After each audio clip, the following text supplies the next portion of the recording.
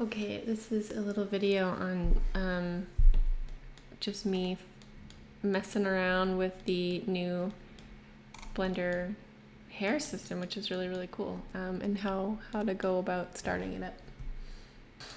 Okay, first you need Blender. Download the experimental Blender 3.2.0 alpha, and when you get that, open it up. Okay, here we go.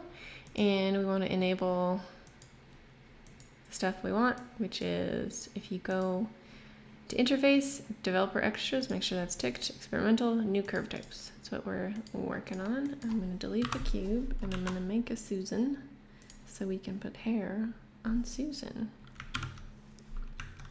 Going to give her some subdivisions, just apply those. Raise her up out of the floor, and now it is time for this new curve type. Oh my goodness. I'm gonna grab an empty hair, and looks like it already chose Susan as the surface, so I can just go into sculpting. Oh my goodness, my dogs are running around. Okay, I'm back after a brief interruption. We are in Sculpt mode on the new hair curves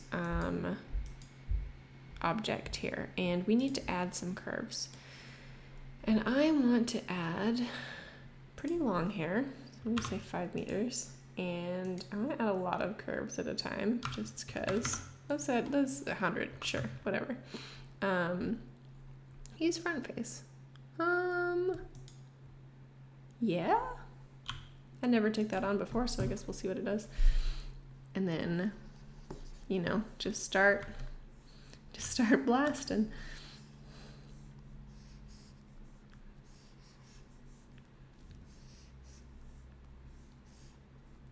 It's very exciting.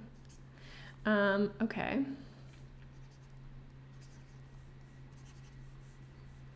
I think we have enough hair. So we have this, and now we can comb it with this comb tool up here. You can press F to resize your cursor here, and I'm gonna select projected just so it'll like grab everything through, because I just want to kind of get it into one big long shape. And you can kind of see that we've got some like really hard kinks in the hair. And what you can do is go into your Eevee settings, and we want to enable, or actually we want to just set the curve subdivisions to be 3, and then we have a bit of a higher, subdiv, smoother curves. And so this is a lot of fun, but I kind of like to have a material on here so I can see what it's going to look like. So I'll just shape a little bit more, and you can kind of drag the brush around, shape as you like. And you can also, if I was like, ooh, this hair is too long, this is a shrink or grow brush. Oh no, this is add curves. This one with the arrows, I can kind of chop it or select the plus and add more, which is pretty cool. And so you have a couple other tools here. Maybe there'll be more in the future. Like this one's delete curve, so you know, pretty self-explanatory. This snake hook is kind of like the one in the sculpting where you could just grab some and like extend a whole bunch of geometry. So that could be useful, but I'm just gonna leave it at this for now. I'm gonna make a quick material. I'm not gonna do anything crazy.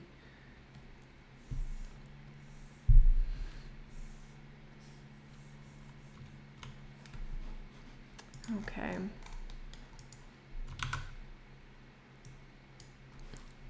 What we want to use is curve info, and that'll give us a fair bit to work with. I'm just going to set up 3 color ramps. I'm copying this. Why don't you? There we go. because one is going to be the gradient from the top to the bottom of the head to determine the hair color. And I'm going to set that by grabbing intercept from the curve info, which is just information from the root to the tip of the curve. And then I can use this to make, you know, some pretty blue hair.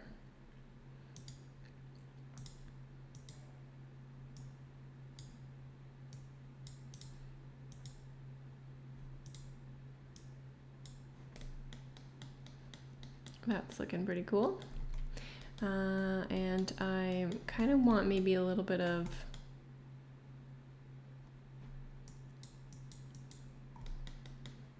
something I like about this is that you could just like sculpt in this viewport as well while you're working on the material. It's very fun. Okay. Also want a little bit of, actually I don't want this color ramp, I want a mix RGB node because I want a little bit of like randomness for the hair strands. Just want some lighter and some darker. So I'm going to put the random, which is just random curves, into the factor. So some of them are white and some of them are black, so you can see what that looks like here. And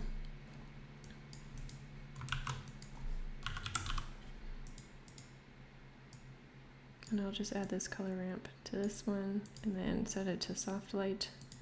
So just a soft blend. It's actually too harsh. I'll lower it a bit. There. Cool. And now I'm going to grab intercept and put it into this color ramp, and I'm going to set that to the alpha. But in order to get the alpha to work, because what I'm doing is I don't like this hard cutoff. I want this to fade, and I also want it to fade a little bit at the roots. So what I'm gonna do is go into the material properties, put this to alpha hashed, and you can see now these roots are transparent. But what we want is, we only want those to be a little bit transparent. So the black values are transparent, the white values are opaque. And I'm just gonna drag another little guy here. Whoop. So we have black values at the bottom as well. We can kind of, you know, drag those up as long as we want them to be. Just gonna crunch that a little tiny bit more.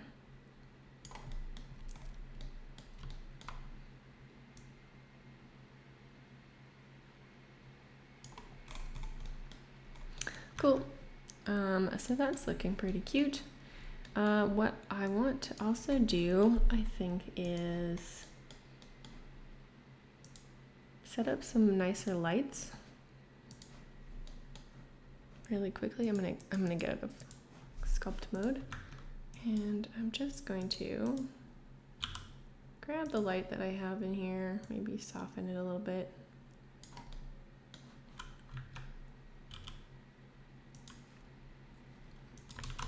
I'm gonna add another light area.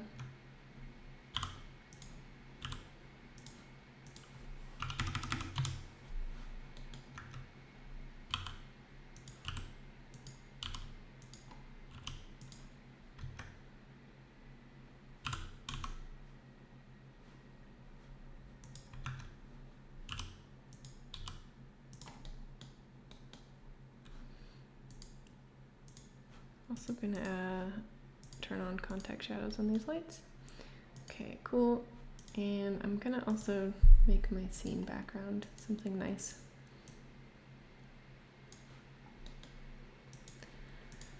So it's just nicer to look at.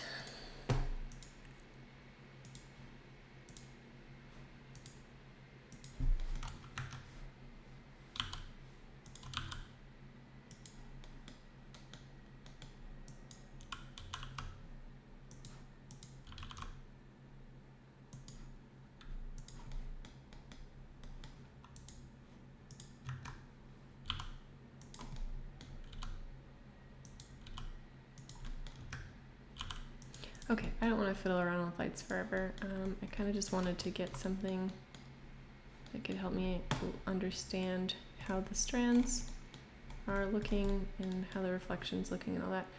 So back to shading. On hair curves. So what I want to make is the strands a little bit softer and also a little shinier. So I'm gonna turn up the subsurface. 0.1 might be too strong, but I'm actually bring this down and make it blue color. And I'm also gonna do the radius. So radius is RGB, and I don't want that much red. But I want more blue because I have blue hair here. So I'll just bring that to 1.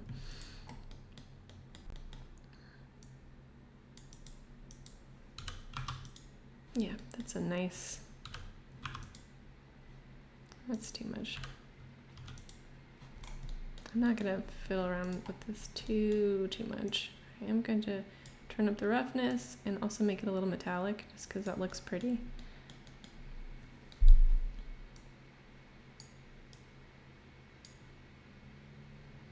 Ooh, it's a little bit too intense. Turn up the specular tint too. If you want like a really cool sheen. I'll just turn it down for now.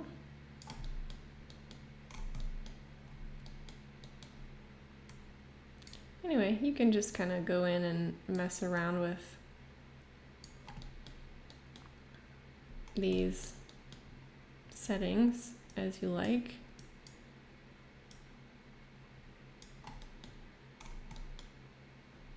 Until you get something decent, and this is fine for now.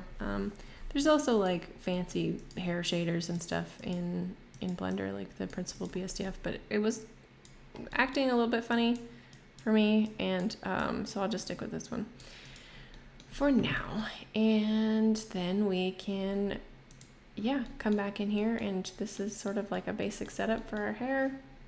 It's looking really nice, but if you happen to like want like a piece that is, it's really hard to like, if I wanted like a strand to come out in front, or a lock of hair to come out in front, it's kind of hard to do that when it's all, you know, jumbled together like this.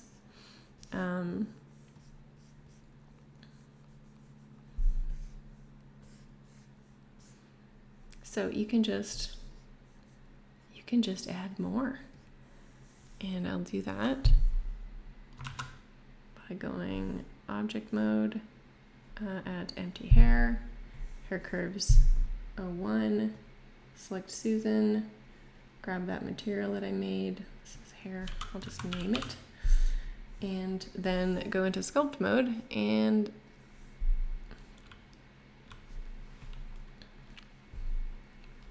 say I wanted a strand over here.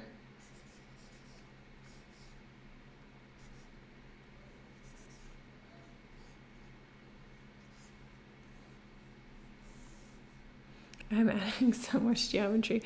I'm going overboard with this. But that's okay. I'm amazed at how well Blender's just like totally fine with me doing this. It's awesome. But yeah, so now I have this other strand. It's kind of off in its own little layer, and I can sculpt it as I like. Didn't get that shape quite right.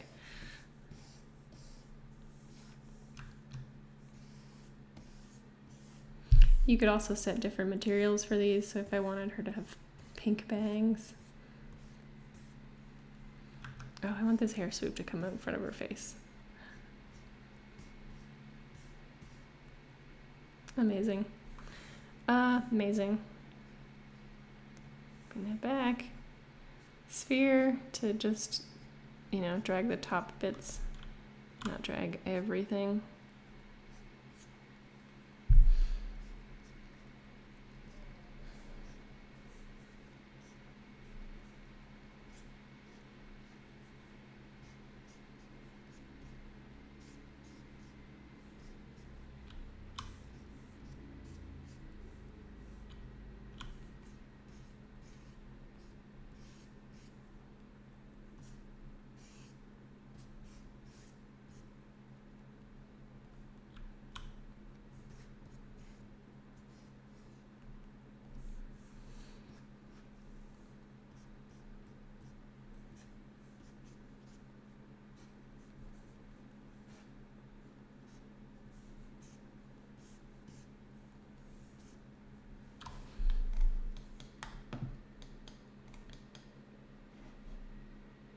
yeah, that's basically how it works. It's pretty incredible.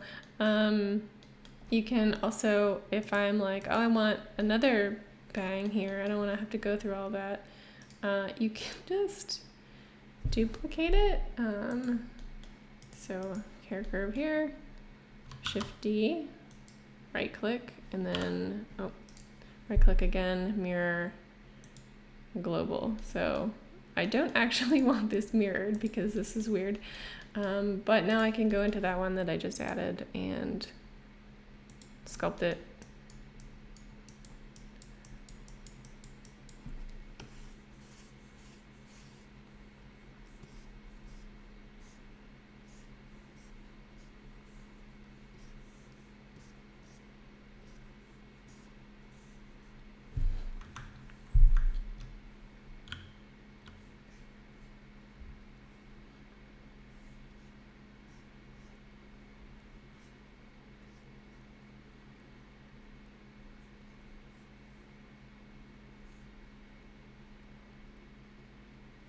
Yeah, there we go. Look at this beautiful hairstyle. All right, the other thing you can do, which is pretty cool, is I'm gonna get out of sculpt mode, and I'm just gonna grab I'm gonna hide these two bangs, and I'm gonna add geometry nodes to this first hair curve. So I'm gonna select new, then I'm gonna go into the geometry nodes tab up here. All right, and now I'm going to add like a noise texture that will determine how like wavy or kinky the hair is. So I'm going to, didn't want to do that. I made it wide. Yeah, okay, fine. It's wide now. That's fine. So what we want to do is, how this works is all the hairs here are just like curves or splines or whatever.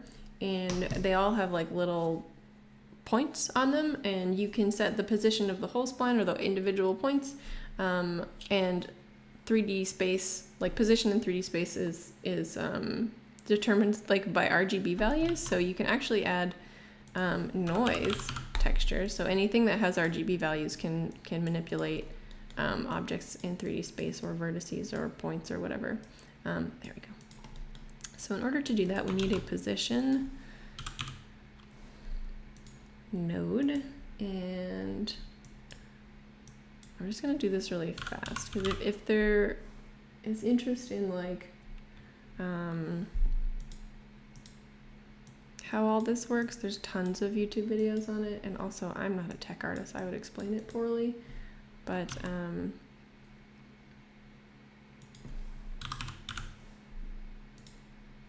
what we're basically doing is we're taking the position and we are adding this, like, we're putting this through like the noise texture, and then we are adding that again. So, I don't want you. Just gonna grab this guy again.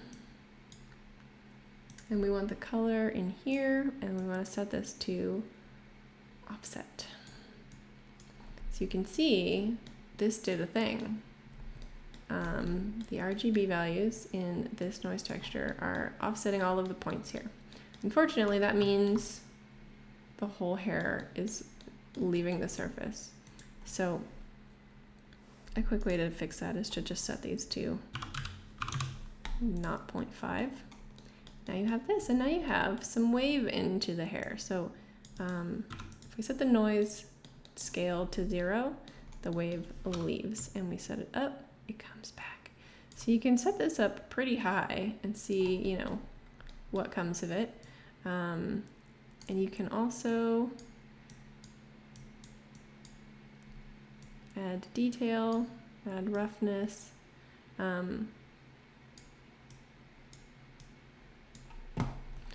But we're a little bit limited just because we're limited by how many points are in these curves. So we're not really getting like a lot of big clumping or anything. So I believe what you can do is just resample the curve. And this also makes it so I have to set the material again. That's fine. There we go. All right. So set this down to like 10. My phone's going off. Oh, my sushi's here. Yay. Okay. So, with this set to 1, we have nothing.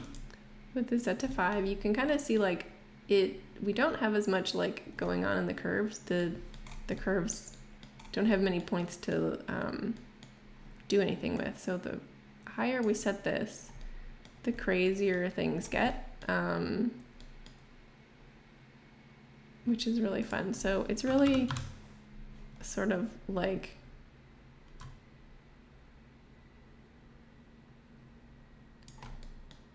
interesting to just play around with the values here and see what you can get that looks cool. And then also come down to the noise and like scale that and see what looks good there, because like the different sort of looks you can get with, you know, different settings are pretty bonkers.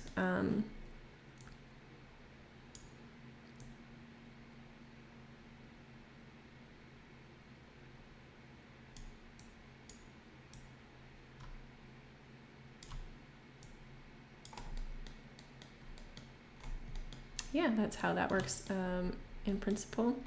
I'm excited for people who actually know how to like make hair to use these tools, because I have no idea what I'm doing, and I'm able to do stuff that looks relatively cool, which is great. It's very easy. And say I wanted to get this hair sort of geometry node waviness onto these front strands, like you can just add geometry nodes and click on the one that you just made, and then it'll add them. And if you determine that, oh, it's too strong for the front strands, you can just sort of make this a single user, and go back into geometry nodes and sort of reduce the intensity somewhat. You know, whatever looks good, whatever you're going for.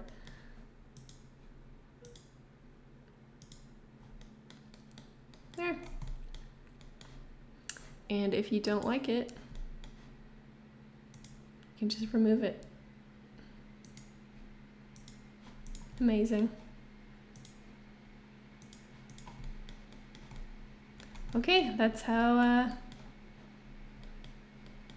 that works. It's super fun.